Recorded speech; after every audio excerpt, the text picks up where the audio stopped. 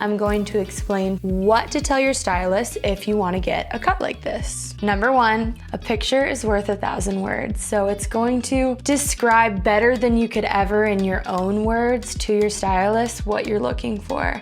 And then they can kind of ask you questions about that photo of what you like and what you don't like. Let's look at a couple photos of Jennifer Aniston. We have one with long hair, one with medium hair, and one with short hair. So any of these will do depending on the hair that you already have. Obviously, if you have short hair and then you bring in the picture of the long hair, that's gonna be less helpful unless you're coming in to get extensions, might not look like that, and vice versa, unless you're wanting to go shorter.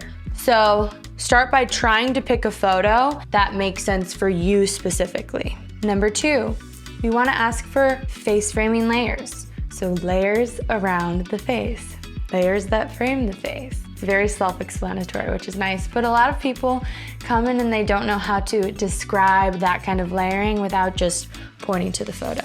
Again, this is where we reference the photo and look at, do we want to start those layers around the chin? Do we want to start them longer than the chin or even longer than that? They can still be face framing layers without literally being on your face. And your stylist will help you with this based off of your face shape. Maybe you want the layers to lay a little bit longer if you want to cut off some of that jaw and make your face feel a little bit more slender. Or maybe if you want to open your face up or highlight parts of your face you want a little bit shorter. The shorter your layers are, the more volume you might be able to get as well. So if you like styling your hair different ways besides just this, you might want to go a little bit shorter. Number three is long layers in the back. Now, some people might want some long layers in the back. Some people might not want long layers in the back. It kind of depends on your hair type and your photo. One of these photos has layers in the back, as we can see. Another one of these photos, it kind of looks like there aren't any layers in the back. So based off of your hair type, if you have like thicker hair and you have a lot of bulk in the bottom and you want this kind of piecey, wispier look like Jennifer Aniston has, then you're gonna wanna add some long layers in through the back, basically to debulk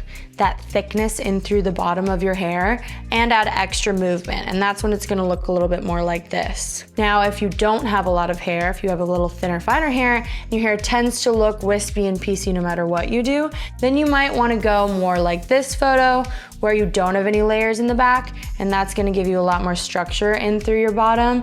You can still have all of those face framing layers and it's still gonna look piecey, but you're not gonna be adding more layers and removing more bulk and then basically getting rid of highlighting the face frame like it does in this photo. The fourth thing is just going to be asking for a round brush style where they're bringing all of the layers to lay in front of your face so that you can see all those face framing layers that you got, instead of a lot of times people are doing the blow dries where the layers all flow away from the face, which is beautiful as well, but it's not gonna showcase the cut and the style that you are trying to get. So just ask for a smooth blowout with a larger round brush potentially, and show them the picture again, talking to them about how you want all of your layers to be showcased in front of your face versus flowing away. If you get this haircut at your salon, be sure to tag me on Instagram because I'd love to see your results.